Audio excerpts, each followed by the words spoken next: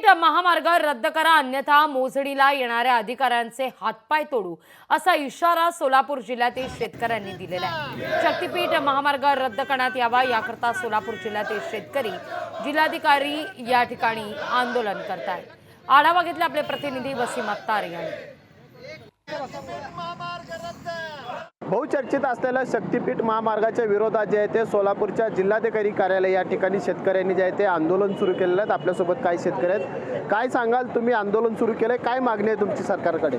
आमची सरकारकडे ही मागणी आहे की जो गोवा नागपूर जो शक्तीपीठ महामार्ग होणार आहे त्याला आमच्या सोलापूर जिल्ह्यातील सर्व शेतकऱ्यांचा विरोध आहे आणि हा विरोध इलेक्शनच्या आधी सध्या होता। त्याच्यामुळं इलेक्शनच्या वेळेला मुख्यमंत्र्यांनी म्हणजे आदर्श मुख्यमंत्री जे एकनाथ शिंदे होते त्यांनी असं आश्वासन दिलं तर सगळ्या शेतकऱ्यांना की हा महामार्ग आम्ही रद्द करीत आहोत। पण नंतर इलेक्शन झालं, नवीन सरकार आलं, आता सध्याला मुख्यमंत्र्यांनी अशी घोषणा केली आहे की हा महामार्ग आम्ही चालू करणार आहोत। मोजणी करून संबंधित शेतकऱ्यांना विश्वास न घेता ही अंधारात ठेवून आता सध्या भूमी अभिलेख कार्यालय काही थोड्या दिवसात ही मोजणी करण्याच्या दिशेला आहे।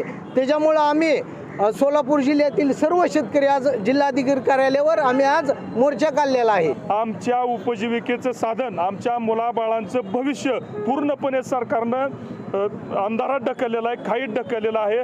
आम्हाला आता एक तर आत्महत्या केल्याशिवाय पर्याय नाही किंवा मग आम्ही या आज पवित्र्यात आहोत, एक तर मारू किंवा मरू। कुठलं सरकार आम्हाला काही माहीत नाही। शेवटी प्रसंगी आमच्या ज्या दिवशी जीवावर येईल ना, आम्ही अधिकारी असो कुणी असो, आम्ही त्याचे सुद्धा हातपाय तोडल्याशिवाय राहणार नाही। आम्ही कुणाचा जीव घ्यायला सुद्धा मागे पुढे बघणार नाही, एवढी आमची तळमळ आहे। शक्तीपीठ महामार्ग रद्द नाही झाला तर वेळ पडली तर आम्ही आत्महत्या करू, असा इशारा जो आहे तो शेतकऱ्यांनी यावेळी दिलेला आहे। वसीम अत्तार, लोकशाही न्यूज, सोलापूर। लोकशाही मराठी ऐका, पहा, जागरूक रहा।